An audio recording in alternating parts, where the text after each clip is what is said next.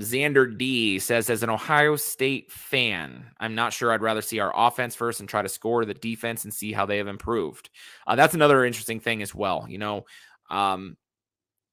and we'll talk about Ohio State's defense. In fact, that's kind of what I'm getting into here in a hot second. So,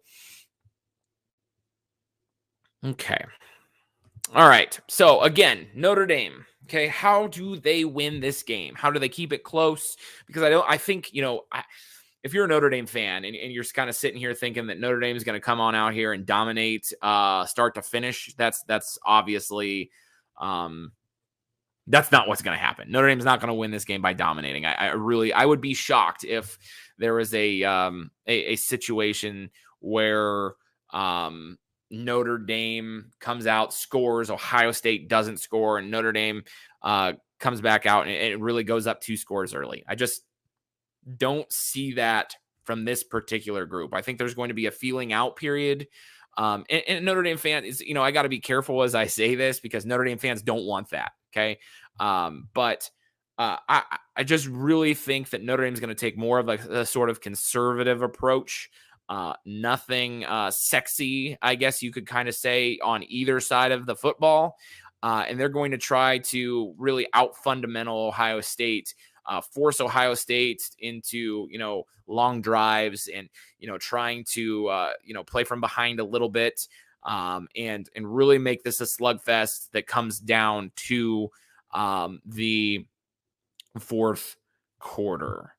And so here's what I'll say about Notre Dame. When Ohio State has the ball, Notre Dame's on defense and vice versa. For Notre Dame to win this game, they have to have at least the second and third best units on the field, okay, out of the 4 units. And here's what I mean by that, okay? That might be confusing, but here's what I mean. I think that if you asked any reasonable college football fan if to rank the Ohio State offense, the Notre Dame offense, the Ohio State defense, and the Notre Dame defense 1 through 4, without a doubt, number 1 is Ohio State's offense. Okay, that has to be a given at this point. Notre Dame is going to have their hands full with a Heisman contender in CJ Stroud, a legitimate Heisman contender, and I believe it's Travion Henderson. If I said his first name correctly, that's great. If I didn't, correct me, Ohio State fans. And then the slew of receivers, Jackson Smith and Jigba, Harrison. I'm leaving somebody out, but Wilson, those guys, those are, without a doubt, this is going to be the best offense Notre Dame faces all season long, in my opinion. And it's not close. Okay. So as far as position groups go, I think Ohio State's offense, without a doubt, is number 1. And that's okay. I think that can be true and still allow Notre Dame to win the football game. That said, okay, Ohio State can't have the best 2 position groups, okay? Notre Dame's defense has to be the next best position group, in my opinion, because you have to match what Ohio State does. And I think, there was a question in the comments just a little bit ago that basically begged the question of how in the world does Notre Dame's defensive backs, cornerbacks, safeties match up with Ohio State's receiving core and quarterback play. The answer, in my opinion, that I would give to that is simply that they don't on their own. Okay. This is not necessarily the way I look at it, Ohio State's passing game versus Notre Dame's defensive backs. It's not CJ Stroud and those list of receivers against, those defensive backs that we've named, Houston Griffith, DJ Brown, Brandon Joseph, Cam Hart. I don't think that it's not a one-on-one battle. Okay. Notre Dame has to be good in situational, sticking to your job football. If Notre Dame stops the run, they get Ohio State into 3rd and 4, 3rd and 5, 3rd and 6. And they disguise some coverages. They get Isaiah Foskey being able to just fire off the ball and pin his ears back. with, maybe Riley Mills if he's playing the other defensive end position at that point.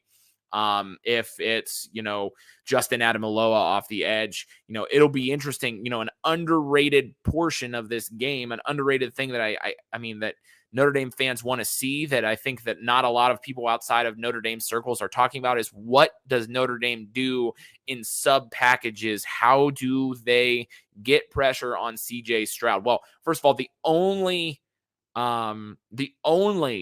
way they get after CJ Stroud, in my opinion, is you got to get him into passing downs. Okay. And Marcus Freeman said it. It was either today or yesterday. Basically asked, what is the game plan for stopping Ohio State's offense? And he gave the very the non-sexy answer, the cliche answer: you got to stop the run. Okay. And I think that's absolutely spot on, because you can't stop the run without stopping the pass. If Ohio State's just able to run and throw whenever they want, Notre Dame's not going to get very many stops. If you stop the run, you get them to 2nd and 8, you force an incompletion, you're in 3rd and 8, that's where Notre Dame wins this game. Okay.